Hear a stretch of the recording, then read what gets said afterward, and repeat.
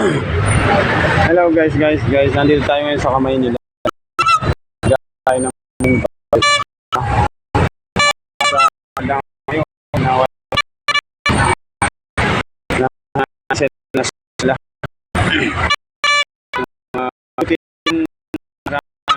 sumarit na tayo tinutulungan pang mapagawa natin yung panghanap buhay natin. Halos isang dalawang linggo tayong sira lahat gamit natin, no? Papasalamat na lang tayo at maraming tumutulong sa atin. Yan ang sa Maynilaan tayo. Nitingin si ate para makita yung kanyang kaseksiyan at kagandahan. Ayan o guys, no, nandito tayo ngayon sa kahabaan ng CM Recto. Itong dito, no, kung meron kayong mga just call me and then mapaan natin mga saan. Maraming salamat. Peace out. Thank you.